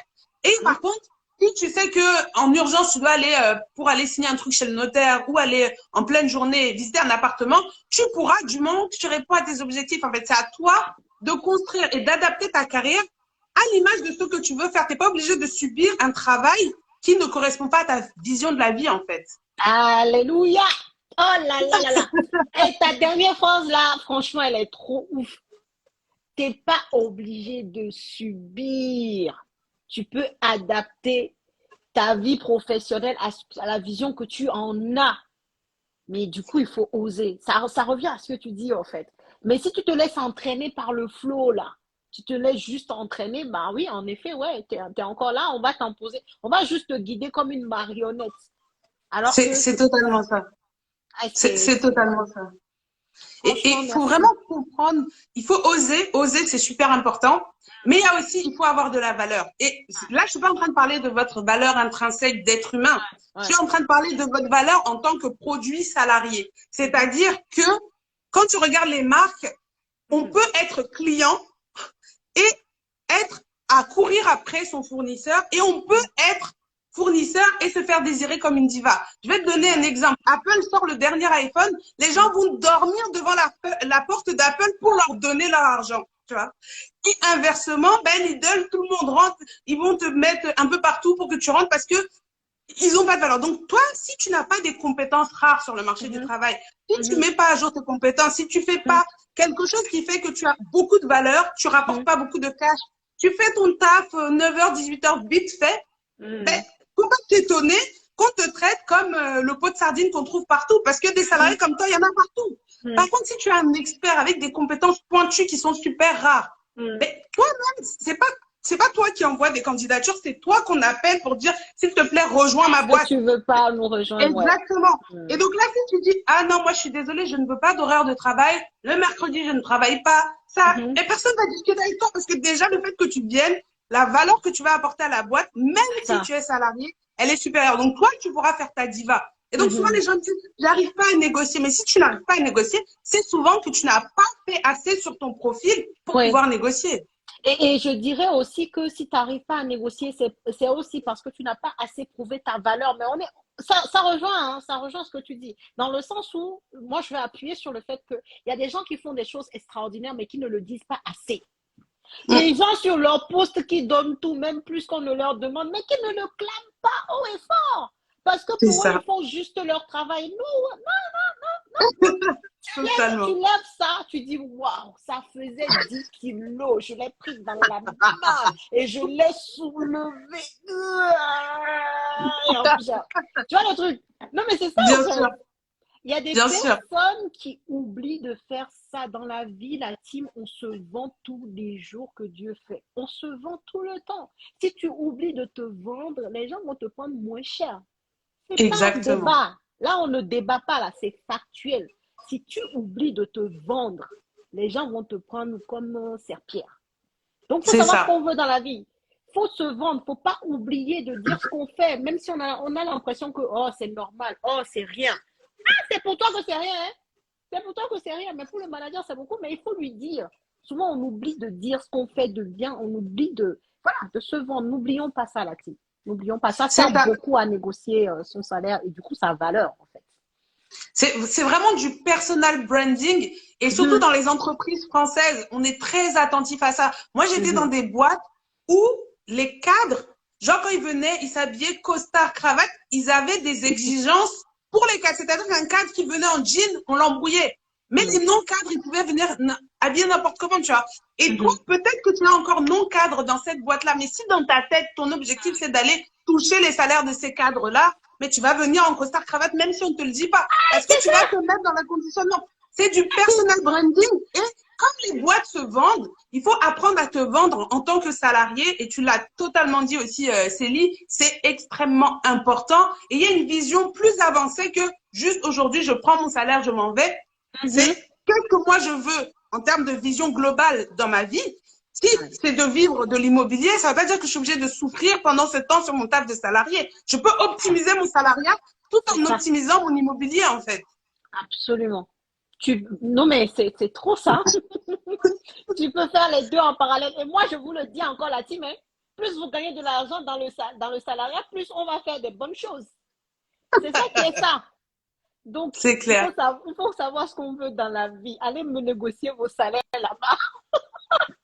Allez, en Exactement. fait, demander votre valeur parce que ça revient à ça, en fait. Être payé pendant 5 ans. Il y a des gens, je sais plus sur les posts de quel compte j'ai vu, des gens qui restent 5 ans sans augmentation, en fait. Pour moi, Moi, ça me rend ouf quand on me dit ça. c'est pas possible. Non, mais moi, c'est pas, ça rentre pas dans ma tête, hein. Et C'est pas le pire, possible. c'est même pas qu'ils demandent et qu'on leur dit non, c'est qu'ils n'osent pas demander pendant 5 ans, tu vois. Et en fait, c'est là qu'en fait, il faut que tu prennes une décision. On dit pas que c'est normal, personne nous a appris, tu vois. Il y a des gens qui ont naturellement plus facilement la facilité de parler. Mais si tu ne l'as pas, forme-toi. Le seul investissement que tu ne regretteras jamais, c'est l'investissement que tu as mis en toi-même, tu vois. Toi, ouais. Il y a des gens qui me disent, oui, mais moi, la prise en parole en public, c'est difficile. Mais c'est une compétence comme une autre. Tu fais les bonnes formations, tu sauras parler en public parce que c'est des techniques, c'est de l'entraînement. Practice, practice, practice. Et tu vois, ça, c'est souvent quand on voit juste devant soi. Parce que en réalité, quand tu essaies de prendre la parole en public, c'est une façon aussi d'augmenter ta confiance en toi. Donc, en fait, tu vas passer par la prise de parole en public, mais ça va te donner autre chose, quoi. Et très souvent dans la vie, les personnes qui se vendent le mieux, c'est les personnes qui ont confiance en eux. Exactement. On Et n'est si tu pas n'as pas avec ça, confiance mais en on toi, peut tu peux te l'apprendre. travailler aussi, hein. Voilà, Ça, c'est tu peux sûr. travailler. C'est ça. Donc, vraiment, franchement, tu nous as donné des pépites, hein? Tu nous as donné des pépites, des cœurs pour Awa, s'il vous plaît, des cœurs, oh, des cœurs pour Awa. Nina qui dit, oui, il faut dire ce que l'on veut. Oui, Nina, ouais, mais complètement, il faut dire ce qu'on veut, quoi. Si tu ne dis pas, les gens ne sont pas dans ta tête, hein, pour savoir. En plus, de toute manière, ça les arrange quand tu ne dis rien. Ça les Exactement. arrange. Si tu es muet, là, ça fait leurs affaires. Voilà, comme tu disais C'est tout à l'heure, t'augmenter, c'est un investissement qu'ils font. Donc, si toi, tu dis rien, clairement, qui Il assume? faut qu'il croit en cet investissement. Et le problème, c'est que des fois, ton boss, il ne croit pas en toi, donc il ne veut pas investir en toi. Donc, c'est à ton job aussi. Donc, lui, ça va être d'investir. Parce qu'il y a des boss, il faut le dire, c'est des radins. Donc, si tu leur forces pas la main, ils vont pas sortir l'argent de leur poche. Ils ont des oursins dans les poches. Mais ton job à toi, c'est de te rendre crédible, en fait. Te rendre vraiment crédible pour faire en sorte qu'on investisse en toi. C'est pas facile. Rien n'est facile dans la vie. Toutes les choses qui ont de la saveur sont difficiles, mais il faut aller les Bien. chercher. De toute manière, on sait très bien que pour avancer, il faut sortir de sa zone de confort. On a l'impression que cette expression-là, c'est tellement démocratisé que ça n'a pas, ça n'a plus le piment là. Mais c'est ça qui est, il n'y a pas d'autre mot. Sinon, on emploierait autre chose. Mais c'est ça, C'est trop en ça. fait. Même si on l'emploie trop, c'est parce qu'il n'y a pas autre chose pour changer cette phrase. Mais il faut sortir de sa zone de confort. C'est ça, Totalement. faire autre Ouais. chose que tu n'as pas l'habitude de faire, tu n'as pas l'habitude de te vendre, bah, c'est en te vendant que tu vas gagner plus. C'est comme ça, en fait. Mm. Il y a Nina qui nous dit, pas de questions, superbe live. Merci beaucoup. Merci Nina. D'ailleurs, suivez Nina parce qu'elle donne des conseils en finance qui sont top. Moi, j'adore son compte et franchement, c'est génial. Alors, Berwis, je crois, Berwis ou Bervis peut-être. Ouais. Quand on est jeune étudiant fraîchement diplômé et sans expérience, quel conseil donneriez-vous? Quand on est jeune étudiant, Ben, vas-y. j'imagine pour avoir un meilleur salaire. Alors, après, ça, c'est un avis qui regarde que moi et qui est complètement biaisé, donc faut le prendre comme on veut. Mais je trouve aussi que quand on est jeune étudiant, surtout quand on a fait des études prestigieuses, parfois on va plus s'intéresser au nom de la boîte qu'on va mettre sur son CV qu'aux missions réelles du poste qu'on va aller apprendre. Et des fois, on va se trouver dans des postes nuls, dans une très belle boîte, très grosse boîte avec un nom prestigieux qui va rien t'apprendre pendant les 2-3 ans que tu vas passer là-bas. Ouais. Alors que dans une petite boîte plus modeste, tu aurais appris bien plus de choses. Donc, en tout cas, même si ça reste important, parce qu'on est dans un pays, en tout cas, le prestige des entreprises compte quand tu les as sur ton CV, même si ça reste important, ne négligez pas les missions que vous allez apprendre, parce qu'en fait, quand tu es pas très bien payé au tout début de ta carrière, c'est pas très grave. Si après, l'investissement que tu fais en toi va te permettre de scaler, c'est-à-dire que tu grossis chaque année, en fait. Donc, peut-être que le premier poste que tu as, privilégier les missions par rapport au salaire directement ou au prestige, mais en revanche, veillez à l'augmenter tous les ans et surtout à faire reconnaître votre talent dès le départ. C'est pas parce que tu es jeune étudiant que tu dois pas négocier. C'est même pas parce que tu es en apprentissage que tu dois pas négocier. Donc, que tout se négocie, en fait. Ah, c'est très important ce que tu dis parce que très souvent, encore plus quand on est étudiant, qu'on a galéré à trouver son stage, que bon, une boîte nous accepte, tu vois, t'as l'impression que c'est chaud. Et pareil, en apprentissage, j'ai jamais connu un apprenti qui m'a dit qu'il a négocié quoi que ce soit, hein, parce que pour eux, c'est pareil, quoi. Genre, c'est déjà un privilège d'être là, tu vois. Donc, ouais, ne pas oublier qu'il n'y a pas de règles établies sur la négociation de tes revenus salariés. Il n'y a pas de règles établies, en fait. Donc, en fonction de C'est la ça. valeur que tu penses avoir, par contre, ça, c'est vrai. En fonction de la valeur que toi-même tu penses avoir, parce que c'est pas, le chef ne va pas, c'est pas lui qui va te dire ta valeur. Donc, en fonction de la valeur que tu penses avoir, tu dois pouvoir négocier, en parler, communiquer par rapport à ça pour être payé à ta juste valeur. C'est vraiment ça, quoi. C'est ça, et surtout les jeunes étudiants, vous n'avez pas d'enfants, généralement, vous vivez chez papa, maman, vous avez le plat sur la table tous les jours, mais tout ce temps libre que vous avez, essayez de l'utiliser pour maximiser vos compétences. En fait, il n'y a pas que Ouais. au travail qu'on apprend des choses. Donc, je sais pas, aujourd'hui avec les réseaux sociaux, YouTube, tu as des cours de Stanford qui sont gratuits un peu partout. Tu as vraiment des cours de qualité un peu partout. Essaye d'apprendre et de te former vraiment de manière qualitative. Ce que tu n'as pas dans ta formation, faut que tu sois capable. Crée une communauté digitale autour de quelque chose qui te passionne, comme Célie et moi, on a pu faire à un moment donné, parce que tout ça, ça va être des choses que tu vas pouvoir rajouter. Et quand 5 ans, on te dit, tu es jeune étudiant, oui, mais tu n'es pas sans expérience parce que tu fais des Ça. choses de ton temps libre, en fait. Absolument. Non, mais Claire, j'espère que vous avez noté, hein, tous les jeunes ici. Je sais qu'il y a des étudiants parmi nous. Notez bien ce que Awa vient de dire. Femme vertueuse qui demande lorsqu'on est en CDI et que le patron ne veut pas du tout augmenter le salaire, mais qu'il y a une disparité salariale entre employés. Comment faire, surtout que c'est une petite entreprise sans syndicat? Moi, ma réponse, ça va pas plaire, hein, mais il faut changer de boîte, en fait. Ça, c'est le truc le plus rapide, le plus efficace, le moins chronophage pour toi. Faut C'est changer de clair. boîte, en fait. Voilà. Tu ne vas pas changer la mentalité d'un patron qui est misogyne ou raciste ou machin. Ton Ouais. énergie, garde-la pour tes vrais projets, en fait. Et à Yes. côté de ça, la loi ne permet pas de suivre ces choses-là. Comment tu prouves, comment tu vas chercher, comment tu vas analyser, sauf si tu Mhm. as décidé de faire de ta vie le combat de la disparité salariale, égalité homme-femme, parce qu'il en faut. Mais si Mhm. c'est pas ton combat, change de boîte, ça va beaucoup plus Allez, vite que tout ce ouais. que tu pourras faire que dans cette boîte-là, en fait. Mais moi, je suis tellement, mais 1000%. C'est-à-dire que c'est ce que moi, j'aurais dit aussi. Change de boîte. Qu'est-ce que tu vas te casser la tête de comment faire, change. Ta compétence, elle est reconnue ailleurs, elle sera reconnue ailleurs. Il y a peut-être un chef là qui ça fait longtemps il est en train de chercher un profil comme toi qui ne trouve pas. Toi, tu es là en train de galérer avec un autre chef qui ne veut pas t'augmenter. Lui-même, il voit les disparités salariales, mais il ne veut pas combler le vide. Mais qu'est-ce que tu fais là-bas? Change, C'est clair. change. C'est vrai que très souvent, en fait, le changement fait peur. Mais encore une fois, ça revient à ce qu'on disait tout à l'heure, il faut sortir de sa zone de confort pour atteindre des choses nouvelles qu'on C'est n'arrive ça. pas à atteindre autrement. Change. C'est vraiment, merci pour la réponse. C'est ça.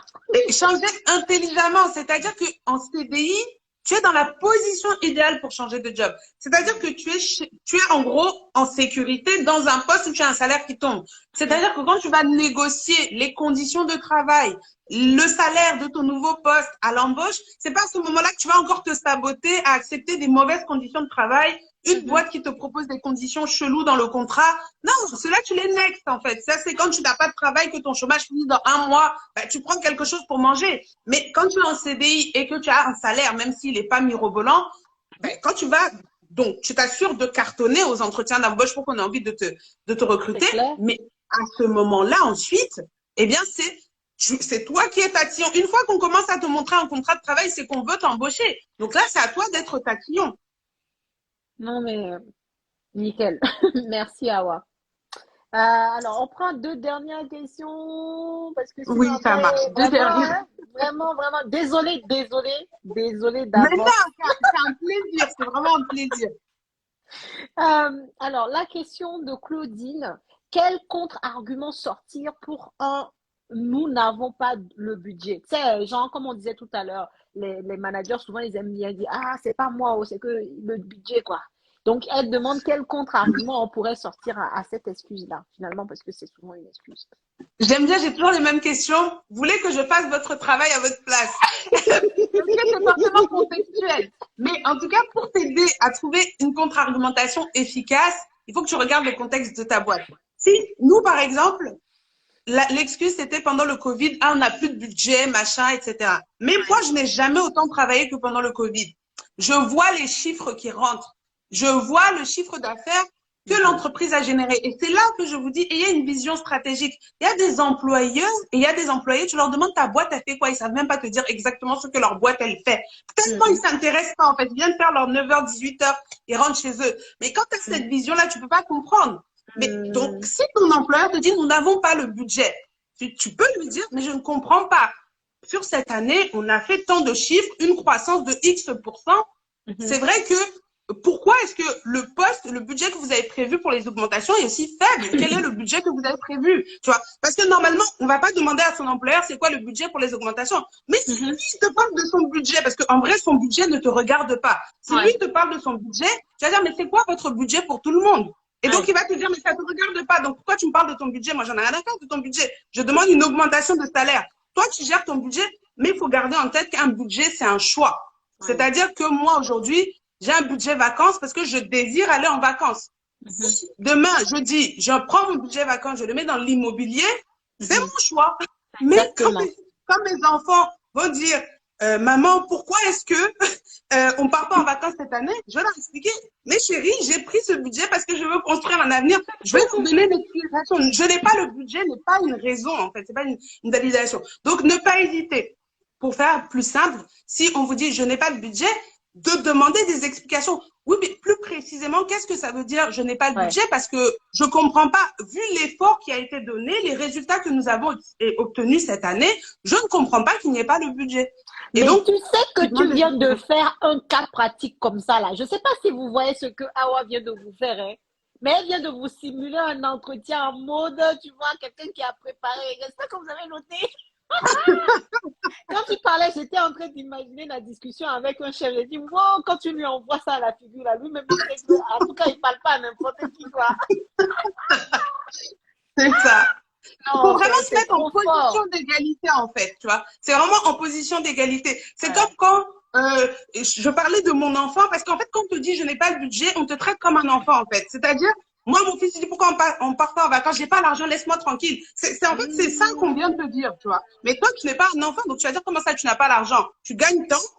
Où mets-tu ton argent, en fait? Et donc, ça, c'est la question que tu poses à ton employeur. Est-ce que tu veux un talent comme moi, mais tu veux pas payer l'argent qui va avec? Donc, je t'explique que moi, ça ne me convient pas. Alors, comment on peut faire? Et tu le retournes la question. En tout cas, moi, je ne sauverai pas le live. Il faut rester jusqu'à la fin seulement. Il faut noter.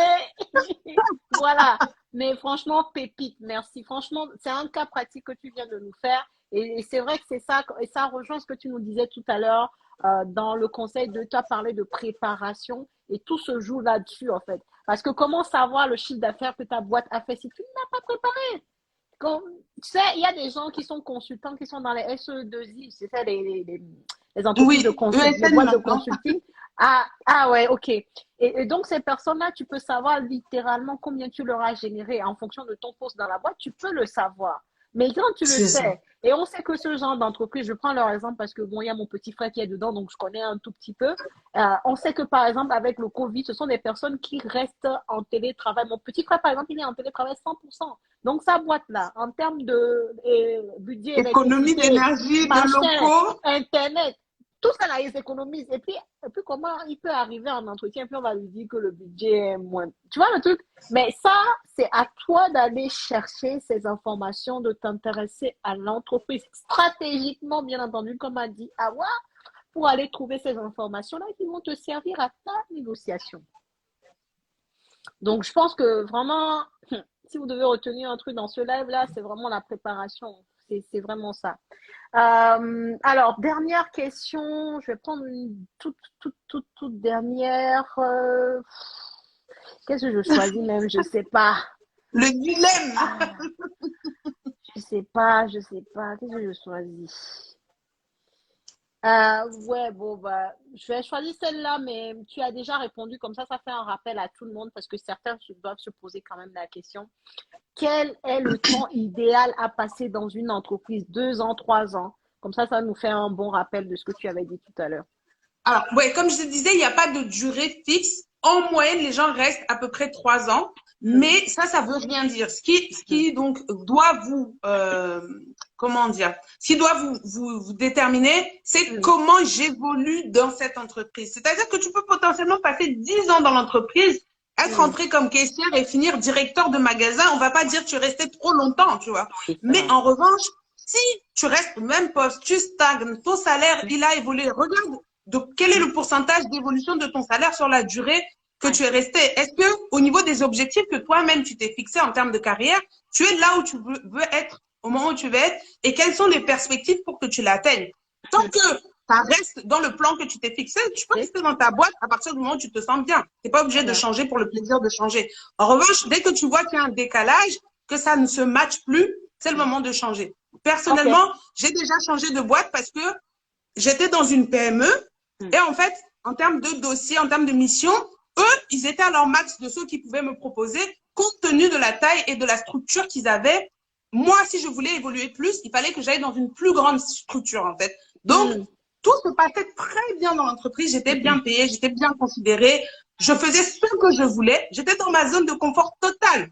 Mais j'ai décidé de lâcher ça pour partir dans une autre boîte parce que dans les perspectives que moi je voyais pour moi, Ouais. eux, ils allaient pas pouvoir m'offrir ça, en fait.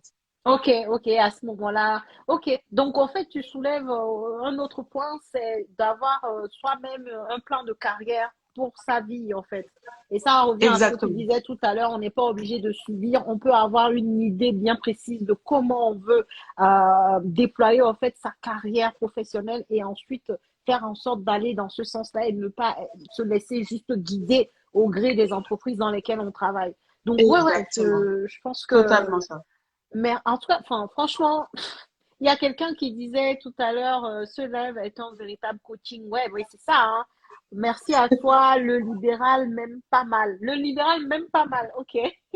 Merci à toi parce que, ouais, c'est vraiment des pépites d'informations que tu nous as données. Il y a Femme Virtuelle qui dit, pardon, faut enregistrer le live. Ah, ah, ça là, ça là, ça là, je sais pas. Je vais me laisser Allez, envoyez des prier. cœurs pour motiver Célie. Célie, oh, Célie.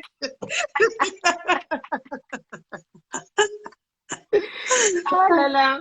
Donc, en tout cas, merci beaucoup pour ce live. Ah ouais, je sais que bah, je sais que ton plan, en tout cas, a un peu changé avec ton compte, mais dis-nous déjà, en fait, ce que tu fais. Est-ce que les gens peuvent te contacter? Comment ça se passe? Si on veut avoir de tes conseils, de tes lumières. Alors, en fait, moi, je viens de clôturer une phase de test où j'avais effectivement pris en charge des prestations jusqu'à fin décembre. Pour le moment, cette activité, elle est en pause. C'est-à-dire que je ne fais plus de coaching ni de prestations, mais ça va revenir très prochainement puisque là, je viens d'être incubée et donc je lance la startup Check Ta Paye où en fait, on va aller encore plus loin parce qu'en fait, Trop les bien. salariés dorment trop sur leur potentiel et on veut les aider à développer ce potentiel.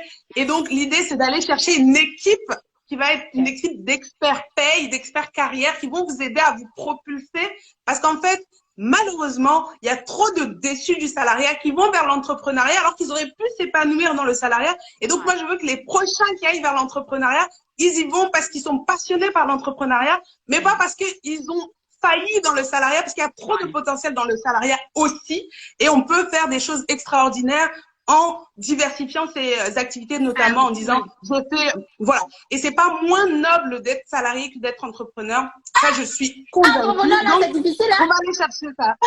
Entrepreneur, là, la team, entrepreneur, là, je vous dis, c'est difficile. Moi, je préfère mon titre d'investisseur. Comme ça, d'ailleurs, je vais dire que moi, je suis d'abord investisseur immobilier.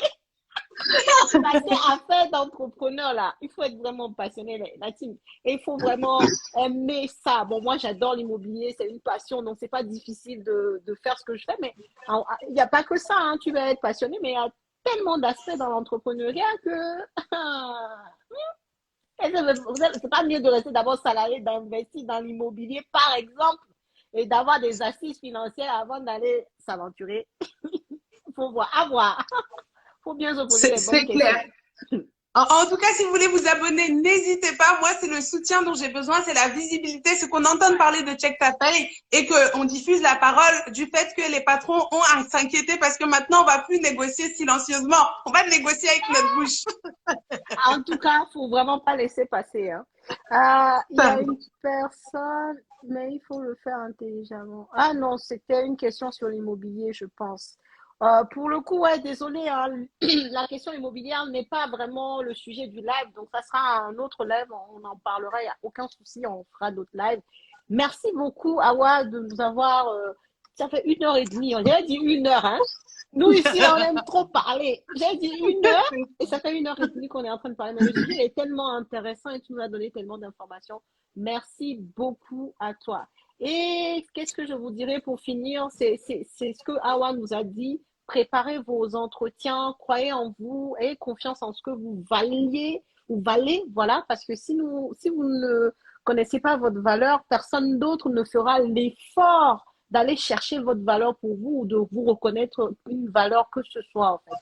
Donc, faites le job et voilà. Et je pense que avec ça et la conviction, la confiance en vous et le fait de communiquer, bah, vous aurez l'augmentation que vous méritez parce que nous, en immobilier, on en a besoin pour aller faire multiplier nos investissements.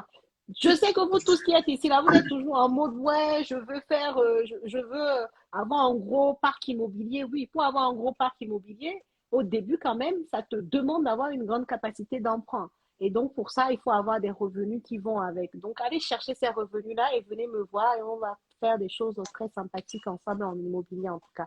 Merci beaucoup, la team. Merci, Awa. Merci Céline, c'était génial comme live, j'ai passé un super moment. Et comme toujours, hein, n'hésitez pas pour l'immobilier, Céline c'est une référence. Rien que son exemple, c'est top en tout cas. Donc franchement, je suis admirative et je suis très heureuse d'avoir été invitée et honorée. Oh, merci beaucoup. Merci d'avoir été là avec nous. Je vous souhaite à tous et à toutes une très belle soirée. Et puis à la prochaine, hein, au prochain live, très très bientôt, même peut-être même demain. On va parler de la retraite. Parce que la fête de la retraite, là, ma bouche est en train de faire. Je sais Ah pas. là, ça pique, ça pique. Je suis trop silencieuse, ça me. Donc peut-être Ça demain. En marche. tout cas, on verra. Passez une très belle Ciao. soirée. Salut, salut.